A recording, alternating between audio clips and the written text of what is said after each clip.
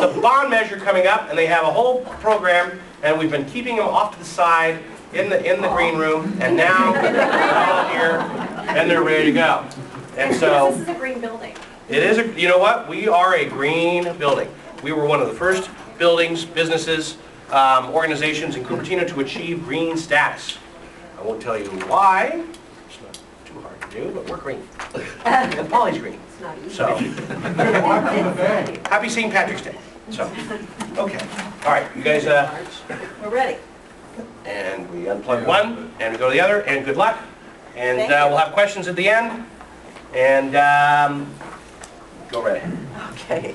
Thank you very much for the opportunity to meet with you today, and thank you ahead of time for the support you've already provided for this measure that I'm going to talk about. But this is actually, I'm going to give you sort of a state of the district, and I think this you'll find this helpful from a business perspective for you, and because I know you're key to who moves into our community, and so I'm anxious to share this with you. So you'll see that the theme here is it's all about the kids. This is a great group of kids that we had actually at the Cupertino Library, leadership kids from all over the district. And this is one particular kid, and he's a graduate last year. His name is Peter Liu. Peter was our student board rep. So our board of trustees take a student every year that's elected to be on the board and give us a student perspective. And Peter's disappeared, but Oh, Jack, go help him. that disappeared. Okay, but let me tell you a little about Peter. Peter's the face of our district that I think most of you think of when you think of Fremont Union High School District. He's a remarkable young man. He's a straight A student. He took more AP and honors classes than anybody can count. He graduated last June. His two choice schools that he was admitted to many, but the two he was deciding between were Yale and Harvard. Oh, that's terrible. Isn't that terrible? And he sent me an email recently. He chose Yale, which may surprise some of you, but he chose Yale. And so let me read you a real quick piece from the email from Peter. This semester has been drastically different than my first semester. I've settled into school a bit more and found more of a rhythm, while also trying out new things every single day. There was a point this semester when I realized there was so much to try out that I couldn't live without doing some of these activities. This semester I've joined the gospel choir, even without any previous background in singing. I'm playing the drums in the Yale marching band, despite no knowledge about drums. Just yesterday, I was in a triple overtime playoff in a hockey game, and which we had spent literally 6 hours playing. Moreover, I want to get more involved with the big theater community here, so I am assistant stage manager in the freshman play, which was really, really fun. And I'm still doing prison tutoring on the side, which is really my most fulfilling thing to do.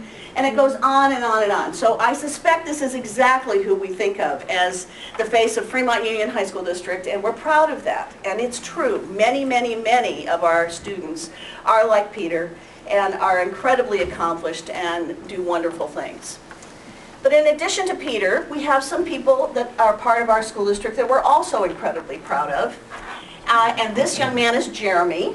And I don't know if any of you go to the Mountain View Starbucks, but if you do go to the Mountain View Starbucks, you may have met Jeremy. Have any of you ever met him? Ever seen him there? Okay, well, Jeremy went through our school program, and some of you may be surprised to know that for students with disabilities who are unable to graduate, we serve them till age 22. And part of the efforts that we do is help them become active members of the community, successful at whatever endeavor they can do for a livelihood. And Jeremy's mom was a little skeptical about that when he first came to us at age 14. But here's Jeremy. He has finished school with us. He's 22 years old. He is part of a Starbucks program that was a pilot, which was to use people with disabilities as greeters. And Jeremy was so successful that this has now become a national effort on the part of Starbucks, and Jeremy is the poster boy for this program.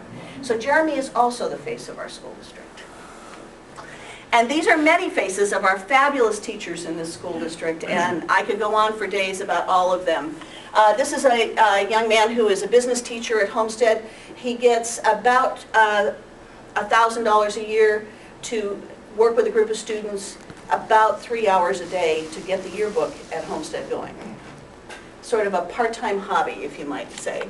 And any of you that know what coaching's like know that it's an act of love. It's not an act of well-paid work. So I just wanted you to see the faces of Fremont here before we started into the business of Fremont. You know, as I just said, Peter's the perfect example, our kids excel. It may surprise you to know that all 5 of our schools have been honored as distinguished schools. We give about 5,000 advanced placement tests a year, which is enormous, but that's not the really important thing. Newsweek thinks that's the important thing. That's how they become the top 100 high schools. But you could take those tests and do miserably and be one of the top 100 high schools. What's really important is 87% of our kids score 3 or above, which means it's a college qualifying score. That's unheard of. So all of these things are important things for you to know about our school district. I think many times you look at the scores that are in the newspapers and determine which schools are best based on that. To be perfectly honest, it's not a good measure. And it's not even an effective measure. It's an easy measure. But if you want some real information, go to this website called Just for the Kids. And you'll learn a lot about our schools. Which one? Just for the Kids. It's the California Business for Education Excellence Foundation, and the website is called Just for the Kids. And you'll see that 3 of our schools were on the honor roll, and the other 2 are very, very distinguished on that website. And they have solicited us, they've come to us as a district, and they've asked us to use our district as a model school district for the state of California. They didn't come to Mountain View, they didn't come to Palo Alto, they came to us. So this is worthy of your time to spend a few minutes on this website. Now, what exactly does that tell us? You'll see all kinds of data about schools and how they compare, and it won't just take the API scores, the simple comparisons that you see the newspapers work on. Okay, this is an important factor for you. It's certainly an important factor for us. We work with an enrollment organization to project enrollments for the school district. You'll see from 1987 to now, we've grown almost 3,000 students, and we project that out for 2016 we'll be at 11,000 for the district. We serve 6 cities, which I think all of you know. It often surprises people to know that the bulk of our students actually live in Sunnyvale. But we do serve all of these cities.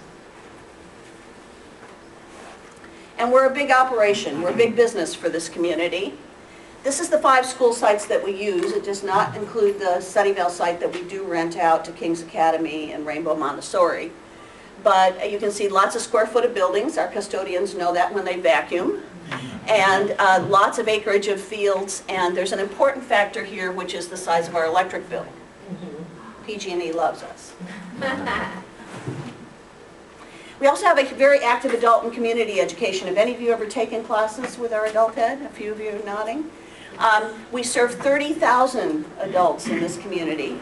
And we are operating at all kinds of locations, a wide variety of programs.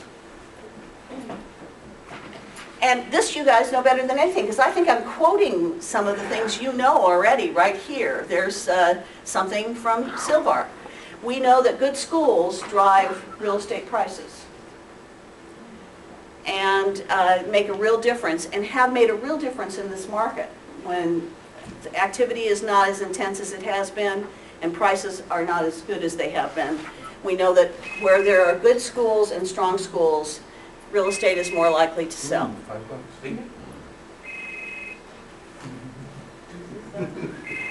Is it your phone? Sorry.